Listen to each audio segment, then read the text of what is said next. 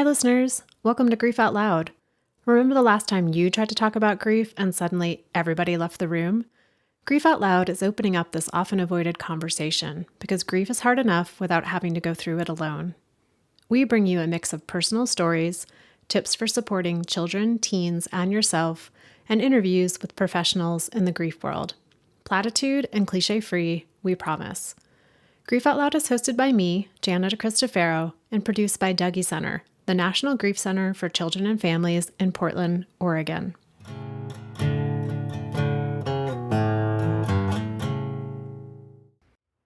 So many people who work in the field of grief and bereavement land here because of their personal experience. They want to provide others with what they most needed, in the hopes of making things just a little bit easier for someone else. This is especially true for Melody Lomboy Lowe and her niece, Gracelyn Bateman. They are the co-founders of Luna Peak Foundation, a nonprofit that supports those affected by cancer and by grief. Through their books and social media channels, they tell the stories of multicultural survivors of cancer and those who have had someone die. Melody and Gracelyn know both of those worlds very well. Melody was diagnosed with acute lymphoblastic blood cancer when she was 6 and went through intensive treatment until she was 9.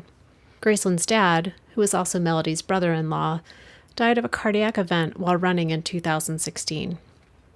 Through Luna Peak Foundation, Melody and Gracelyn have published a number of books, including Beyond Remission and Beyond Grief, which are collections of photos and interviews with people from across the country. Their newest book, Holiday Griefings, is a workbook for folks facing grief during the end-of-year holidays. Luna Peak donates thousands of their books to hospitals, support group programs, hospice centers, and retirement facilities. We go to a lot of places in this conversation, including how grief shows up for Melody and Gracelyn during the holidays, what it would have meant to Melody as a 6-year-old kid to see images and hear stories from other cancer survivors who looked like her, and how cancer and grief have radically changed both of their lives. Melody and Gracelyn, thank you so much for joining Grief Out Loud. I know it's been a bit of a wait to come be part of the show, so I appreciate you making time today. Thank you for having us. And how do you both tend to introduce yourselves when the conversation you're having is about grief? Do you want to go first, Gracelyn? Sure. I usually disclose that I am part of the Dead Dads Club. That's the easiest way to introduce myself. And most recently, I have become a death doula. So I have now earned the nickname Grieflyn. Grieflyn. And I introduced myself as a lifelong griever. Being a childhood cancer survivor, I was diagnosed when I was 6. So I lost many friends along that journey. Lifelong griever. It's been, best friends, good friends, cousins. I've lost a lot of people at a very young age. And then Gracelyn and I, of course, share family grief.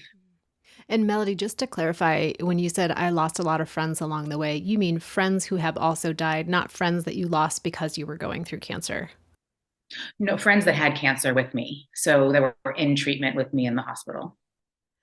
And I know you mentioned that you share family grief, and I imagine there have been maybe multiple people in your family who have died, but thinking particularly, Gracelyn, about your dad, and Melody, your brother-in-law, who's the same person, and what makes you think of him, especially this time of year?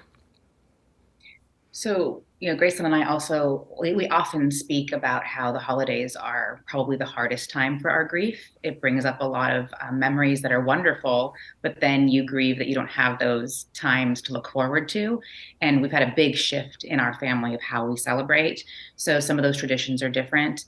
We love thinking about Chris at this time of year because he baked cookies for everybody, and we called them Kip's chips. And people crave them. They were just delicious. And it's a secret family recipe that we don't share with anybody, but during the holidays, we make them and we pass them out. And so that's what makes me think of him during this time of year. And Gracelyn, how about for you? What makes you think of your dad? There's so many tangible things around the holidays that just jog your memory. And even if it's just walking through Target and you see something that they would have liked or something you would have liked to put in their stocking, even the act of hanging up his stocking, which we still do. We love to see his Chris stocking. My mom made handmade stockings and they have everyone's names on them. in really adorable stitching. And so we always love having those up. I have a family of 4 for my immediate family. And so even just having his stocking up there is a good reminder of, he's still here and he's still with us. And we definitely have his presence still here. We also used to go skiing a lot. We have a lot of family memories of going up into the mountains, and my dad loved skiing. So also something about the winter time and having more snow around and going up and having that fun ski time with family is something that we think of a lot, especially during this time. Well, and I know today we're going to talk quite a bit about Luna Peak Foundation, the foundation that you both co-created, and that foundation works to serve people who are going through an experience of having a cancer diagnosis and cancer treatment, and also those who have had someone die. Can you tell us just a little, like, kind of the origin story of how you got to this place of creating Luna Peak Foundation?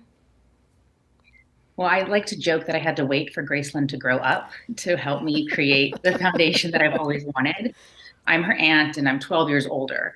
And so after she finished her master's program and she was working in the corporate world, that's when we had the loss of her dad. And we came together after that and started talking about some of the things that I wish I had when I was going through my cancer treatment and my own grief, things that she wished she would have had when her grief first started. That's why we decided to start, a foundation that helps people that are newly going through these experiences. And how about you, Graceland, besides your aunt convincing you to do it? What was kind of your motivation? So much of what we do is honoring my aunt's story of survival and resilience and her motto of celebrating life. And I think that could absolutely be extended into the grief community as well. So much of what we do is trying to humanize the topics of cancer and grief. And they are such dark topics that people oftentimes don't want to talk about, but they affect so many people. All of us will know grief in our lifetime in some way.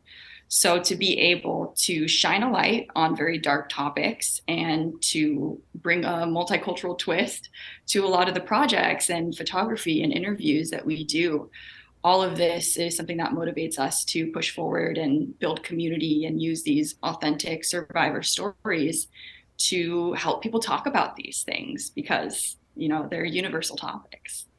And I know, listeners will be able to click on the link in the show notes and explore your website, but can you talk just briefly about what are some of the different projects that you have happening with Luna Peak?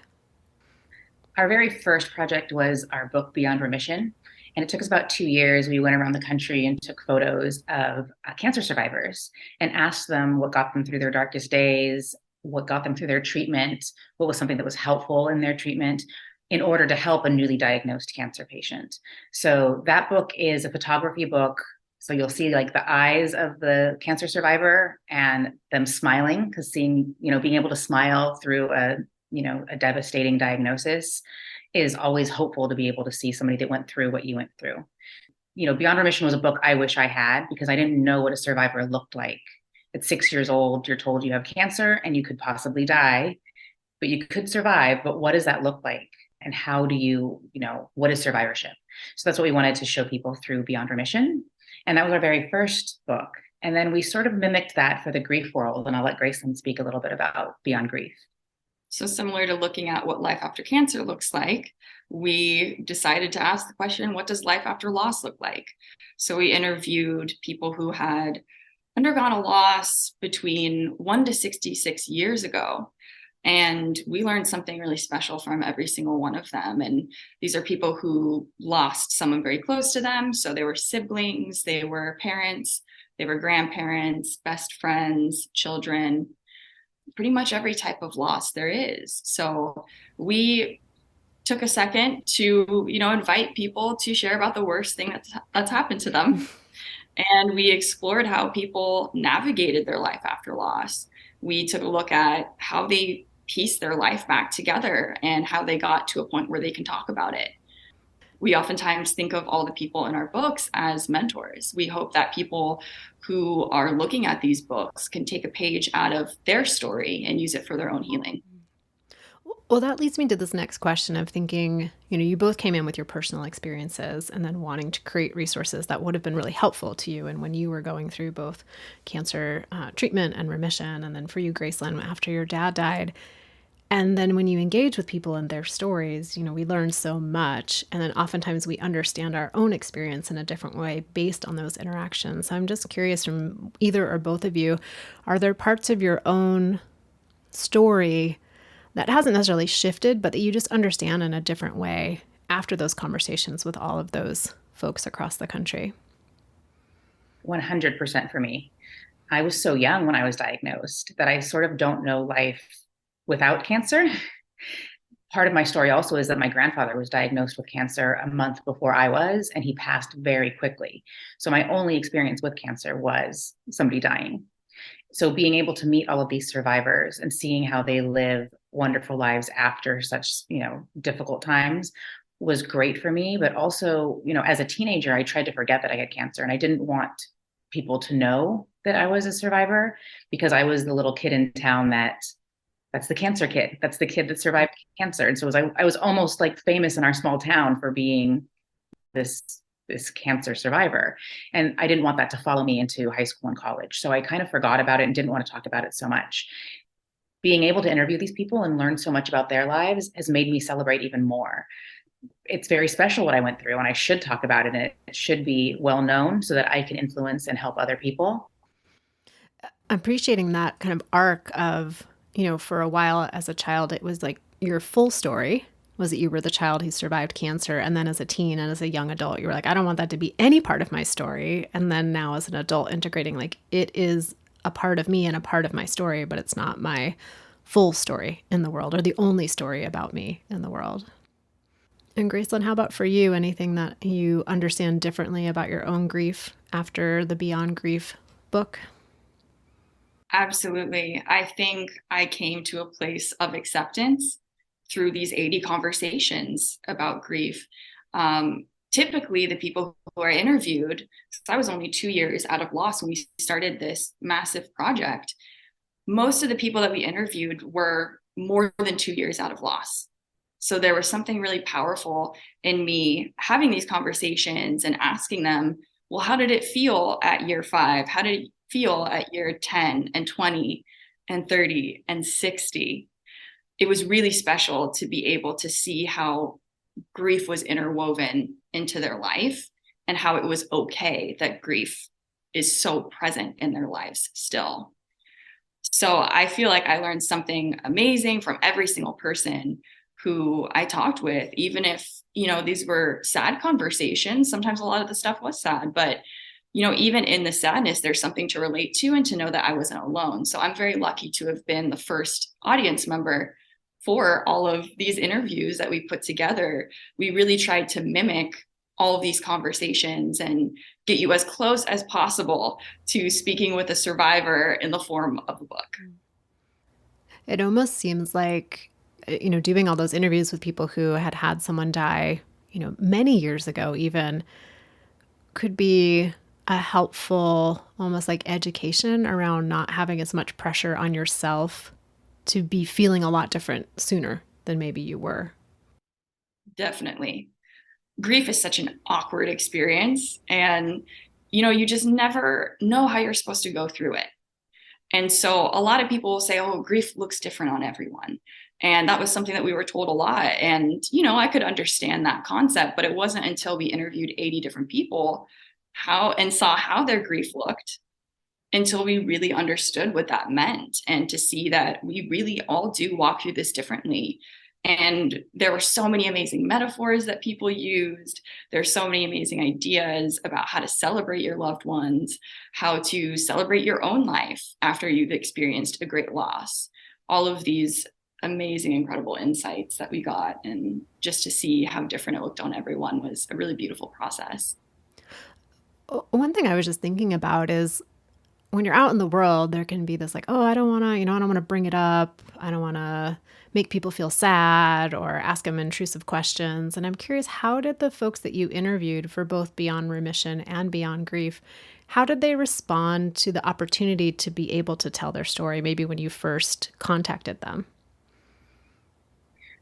So one of the participants actually said was, I love it when people ask me about my mom.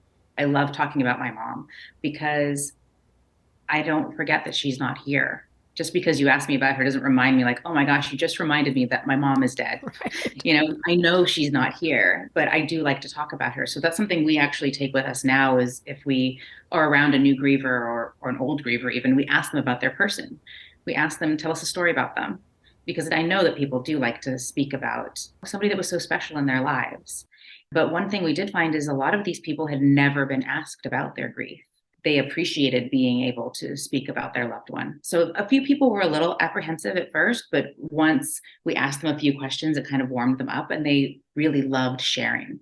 And they loved just being able to bring their person to us, to introduce their father or their mother or their child to another person that didn't know them. So that was really special. We found that there's a ripple effect of healing from our projects. And that's something that we caught on quickly to the cancer project that we did and having 100 survivors come through and they're getting photographed by another cancer survivor. And you have little girls coming in who are surviving leukemia and they look up to, someone else who has survived leukemia and is smiling and has their hair and is happy. It's so powerful for them to connect survivor to survivor. And it's powerful for them to know that their story means something and that it's going to help other people too. I think just that ripple effect was so powerful from that first project that we did that we figured we need to keep this going. It just means so much to people to know that their story is helping other people too. And Gracelyn, you mentioned earlier in our conversation that it was really important for you all to bring, I think you used the term like a multicultural twist to the projects, and wondered if you could talk a little bit more about that. It matters a lot to speak with someone who you can relate to.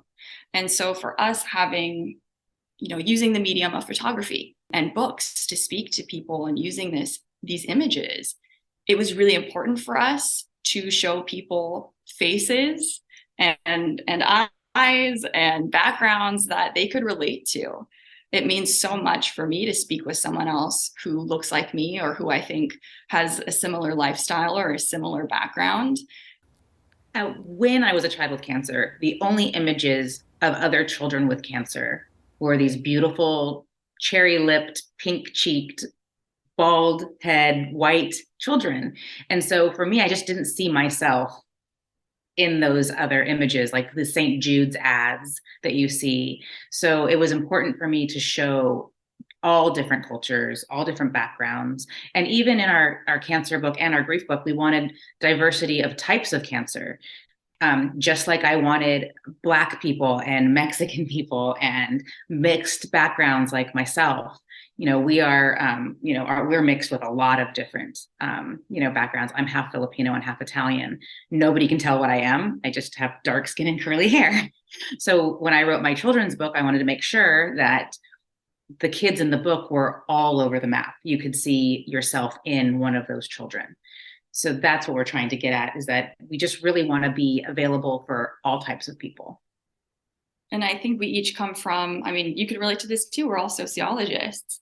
And so thinking about the recruitment, especially for us using photography, we had to make sure these conversations were diverse. We had to make sure that we were representing people of all genders, all ages. And that's something that I really loved in the Grief Project, especially. We had people who were 55 years out of loss. And so I'm looking at someone a few generations above me, and I see how their father loss plays out into their life. So it's important not just to see yourself in it, but also to look forward and to say, oh, I kind of want to be like that at that age. I want my grief to be like that at that age. Melody, you've mentioned a few things from when you were 6 when you were diagnosed, and then you were in treatment until you were 9. And, you mentioned like needing to see images of kids like you that look like you that you could relate to, of knowing what survivors are like after they go through treatment and they're in remission. But are there other things that you can think back to, like, oh, I really wish the adults in my life had, whether it was family members or the medical providers you were interacting with? Like, what did you as a 6, 7, 8, 9-year-old need from the adults who were supporting you? I feel really fortunate because I feel like I did receive what I needed. And what I needed was positivity around me, and I wanted some normalcy. And so the doctor that treated me was such a wonderful person, and something that he told me right away, the day I was diagnosed, He allowed me to look at the slides of my blood with him so he could see what, and he taught me what the cells looked like and what leukemia looked like. And he told me, he said, I'm the expert in medicine and science. So I'm going to be in charge of that part. And you're going to be in charge of your attitude. So you stay positive, and I'm going to take care of the medicine, and we're going to work together. So that was, I've taken that positivity with me my whole life. I just feel like that was just such a great way to look at something, because even having a positive attitude is not going to make anything worse. It's not going to take away from my experience. So I've taken that with me. So I was fortunate to have him.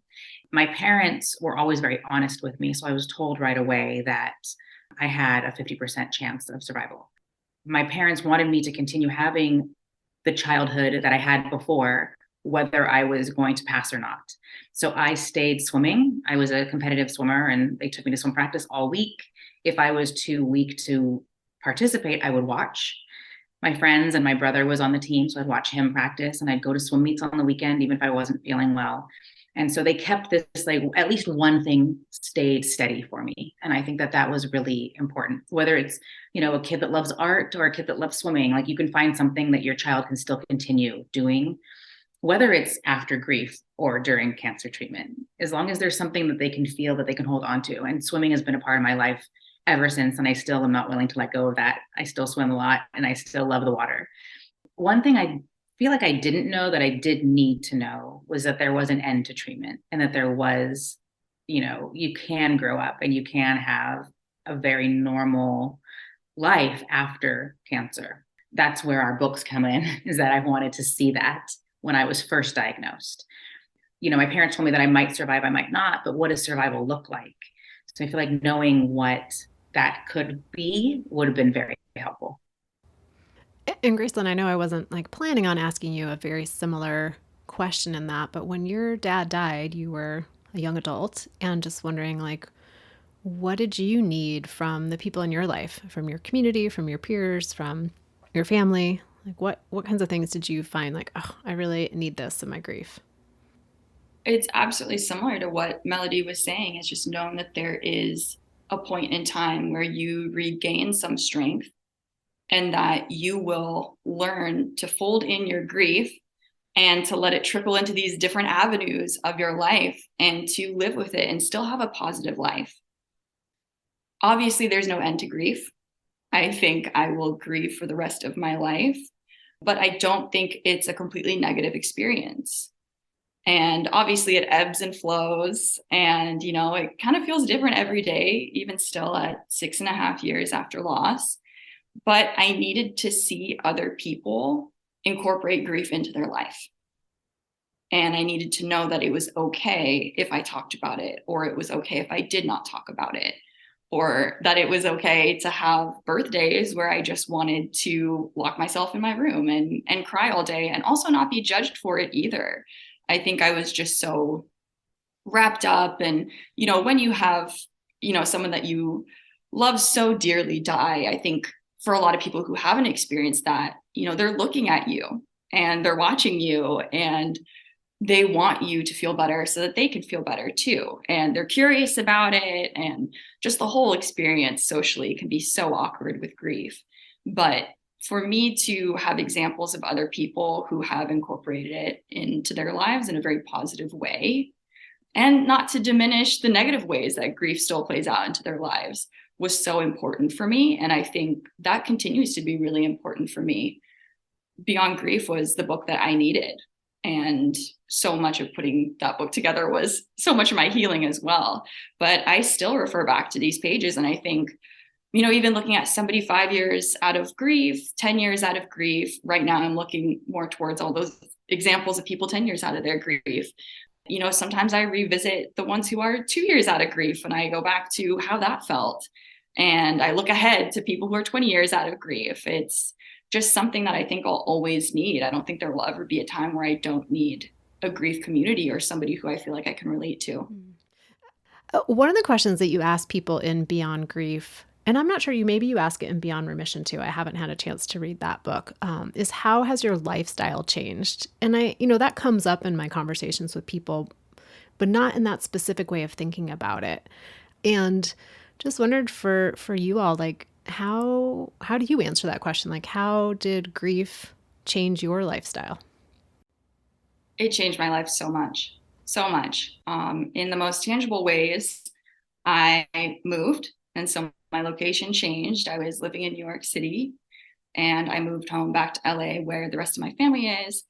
That in itself was such a big dramatic shift from, being a young adult in the city to moving straight into the suburbs and having this pillar of your life gone. My return to home wasn't exactly the return to home that I had envisioned when I was going to eventually move back. So that was a drastic change for me. And I continued at my job in marketing for another 2 years, but I ended up quitting my day job as well. So that was another huge tangible change in my life, and creating Luna Pete, which is pretty much all encompassing for me. That's family, it's healing, it's grief, and community, and giving back. So Luna Peak has become my life in a really, really great way. And I wouldn't change that for the world. And post loss, I've really had to make space for my grief physically and emotionally. And I think that's probably been the biggest change for me, because I have to take that into account and I have to roll with the punches. And so much of my life can't really be planned. So I've come to a place of acceptance of that. And I welcome the change. I don't think much shocks me anymore. I just kind of have to walk through and see where life takes me. But I also became a death doula, and I consider myself to be a very death positive person. And that's another way that my lifestyle has changed. I think my approach to how I spend my time and what I'm planning for the future, all of that takes into account my own mortality, and it takes into account the very real conversations and authentic conversations that I have with people, and especially with community building. I think for us, we have more of a heightened sense of end of life planning, living life fully. That's kind of a lot of our focus. So some pretty immediate, tangible changes in like where you were living and what you were doing and who you were around, but then some bigger picture value, perspective, priority shifts as well. And how about you, Melody? So, gosh, after Chris's death, because that was like a really big change in our family, because he was sort of the center of many things. He was the center of the holiday parties, and he was the center of Thanksgiving and Christmas. So those definitely changed. Our holidays have changed a lot. I have to say that I think I didn't realize how many grievers are just walking around all the time. And that was a realization that Graceland and I had when Chris passed. It was like, wow, my dad lost his father at a young age, and family friends lost their dads when they were children, and we didn't realize we were among these grievers all the time, and we were seeing them smile, and we were seeing them live wonderful lives, but we didn't even realize what they had been through. I think I didn't realize how physical grief can affect you. I just remember like the actual pain. I didn't know your body felt that bad, because I had experienced a lot of loss as a child, but it was a different feeling as an adult, losing someone very unexpectedly too, because all the loss that I had experienced before was you knew somebody was very sick and you could anticipate them passing. So it was just a different experience and a different feeling. So yeah, life after a loss of Chris has been, just changed the entire family. It changed how everybody interacted. And something that I found very interesting was to watch how everybody grieved so differently. Some people were willing to talk about it all the time. Some people wanted to crawl into a hole. Our family is very large. I'm the youngest of 5. So even just how my sister grieved was a different way than I thought she would. And the way my mom grieved, it was just very eye-opening to see just how different people truly are, even within the same family. You mentioned that it really showed up for you physically in a way that you didn't quite connect to when you were a younger child. What did that look like for you? How did it show up in your body?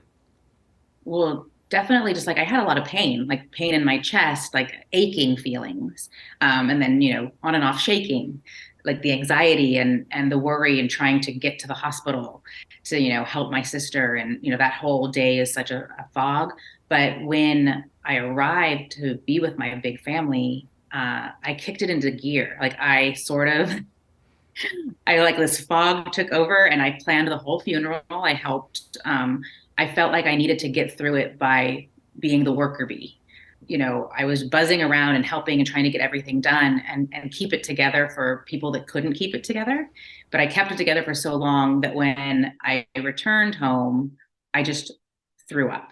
I feel like my body held it all in for as long as it could. And the minute I was allowed to relax, that's when the physical pain and the nausea and the sickness kind of came. So I feel like I was like sick for a week after the initial week. As someone who had cancer, as a young child, went through treatment, continued to like identify as an ongoing cancer survivor, when your body reacts so strongly like that, does it kick up fear for you? So not in that sense, not in that case, I should say, not after the funeral and after all of the planning, but every other time I feel sick. Yes. So I knew what this was from. I think if I don't know where the pain or the feelings or sensations are from, then I'm always scared. But this, I knew why I was feeling this way. But just in life in general, yes. If I feel a bump on my neck, I freak out. If I feel a bump on my child's neck, it's an ongoing anxiety that I do have. And that's, I think, something that I'll probably live with for a long time. So any health related issue is always difficult for me. And I have to get tests done often and just make sure that everything's in check. But I'm fortunate that my husband is an oncologist. So I bother him with every bump. So that's one lucky thing that I do have going on, is that I have someone to tell me, like, just relax, you're very healthy, you're okay. But we'll get it checked out. But, let's take it down. Seems like there's a parallel for folks who have had someone die of that. We just think of it as like increased vigilance. Anytime the phone rings at a time when it's not supposed to ring, or if somebody's a couple minutes late coming home, or they don't text us back right away, that there's just this elevated awareness of danger and fragility of life and how quickly things can change. And Graceland, does that show up in your process, that heightened awareness? Definitely. I think we're just surrounded by cancer and grief all the time. And it's really a blessing that people think of us first when something happens that affects their life so deeply. And it's an honor to hear their stories. It's an honor to be on their close friends list of people who they feel safe with to talk about all of these things happening in their lives. But it can also be a very sad thing as well. We had a week just a couple of weeks ago where we had a participant from our Beyond Remission book become metastatic with breast cancer after surviving 18 years ago. And we also had another dear friend of ours who had previously survived breast cancer become metastatic as well. And then we had another friend get diagnosed with breast cancer on the same week. So there's so many times where you're just reminded so constantly that terrible things happen, and terrible things happen to good people sometimes too. So it's definitely a blessing to be a part of a community where we can talk about these things and show support for other people in more relevant ways. But it's also very devastating. What did you do after all that news of that 1 week? Like, what did you find that you needed physically, emotionally? Each other. I feel like our text thread between each other is just that's my therapy, being able to talk to Graceland about things. I think also one thing that we love to do is to make care packages for people when they're going through something. And I've just recently realized that I feel that that is also helping us, because it is that busy bee kicking it into gear, having to do something. So I feel like I can't do nothing. So building a basket for someone and delivering it to them is another way of me healing and us healing. And even just us talking about, what do you think they're going to need? Do they want wine? Do they want tea? Like, what should we put in this? And that whole process helps us help them, but it also helps us. I hope that makes sense. That totally makes sense. Having some outlet of there's a buildup of energy, whether it's worry, whether it's fear, whether it's frustration, like whatever it is, it needs some place to go. And so giving your body and your mind something to do, I can imagine feels very supportive. We've talked quite a bit about, what you have created so far with Luna Peak, which is significant. So many books, so many helpful resources. Wondering moving forward, like what hopes do you have of what else you'll be creating in the world? So I want to continue our work of donating books. That's one of our most fulfilling things. We love creating the books, but I love delivering them to hospitals and to therapy offices and to be, sharing our work. So I want to continue sharing the work, and we want to expand and have more offerings. We've spoken about, having wellness, healing the whole self, not just the mind. Like I was talking about, my doctor said his job was to heal my body and I was going to be positive. So I feel like we want to have that whole full circle of healing for people. Absolutely. And as we continue this work and we continue to make care packages for people in our lives, just even on this side, we get so many ideas about communities that need that extra support and communities that need better access to these resources too. So we're constantly thinking of new, larger photography books and different ways to disseminate this information, because healing is so much easier when you do it in a community. And I think we'd really like to grow the nonprofit to be much larger. Right now it is a small family-owned nonprofit and we do most of the work ourselves. So if I'm really looking forward and where do I want Luna Peak to be 5 years from now, is just a much larger space and including a lot more people. Well, Melody and Gracelyn, thank you so much for taking time to talk with me today, for Grief Out Loud, for sharing your even personal experiences with our listeners, and also for the work that you're doing, the books that you're creating. I will put links, as I always do, in the show notes, but are there any other places people should be going to follow along with what you're doing? So on Instagram, we have a grief-centered community called Snapshots of Life After Loss. And this started by just sharing different passages from the book and stories of different grievers who we've interviewed, and it's now transitioned into memes. And that work has now transitioned into us making dark humor workbooks, especially for grievers. We can all use a laugh. Grief is hard enough. We can, smile and laugh through it too. So we made a workbook called Seasons Griefings. And that is our holiday version of our regular grief workbook, but we hope it gives people an opportunity to smile and laugh. And when you go through it, it feels like working through your grief with a friend who understands. So we hope that that is the experience that people have going through these. Well, listeners, I was really lucky because Gracelyn sent me a couple of copies of the holiday griefings. And the other day I was like, what am I going to do in my kids group? I have no ideas. And I pulled out the activity Frosted Feelings, which is where you get to draw on a gingerbread person cookie the feelings that you have in your grief, that really physical manifestation. And it was great. It was so fun to be able to do that with the kids. They really enjoyed the activity. And then I brought the concept to a young adult group. I didn't have them draw on a piece of paper, but they really related to that idea of externalizing how grief feels in our body. So I'm just really grateful for that activity and for the workbook. Thank you. We're always happy to share these and hope they are relevant for support groups and therapist offices. So thank you so much. And thank you for all the work that you do. Well, listeners, all that will be in the show notes. I'm definitely going to go be checking out this Instagram dark humor account because I definitely need that. It makes me feel a little bit less like a weirdo in the world, knowing there's other people who appreciate that. And yeah, Melody and Gracelyn, again, thanks for taking time out of what is a really busy season to be part of the show today. I appreciate both of your times. Thank you. It was wonderful meeting you. Thank you so much. It's such an honor to be on this podcast. And we always point everybody towards the Dougie Center for all grief resources, family and child, and everything grief related. So thank you so much.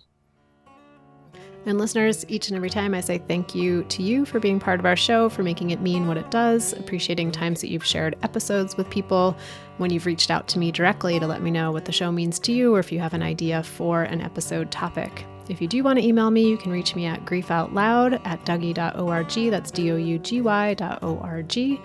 And that's also our website where you can find all the past episodes of Grief Out Loud, our free tip sheets and activity sheets, and information about our local programming.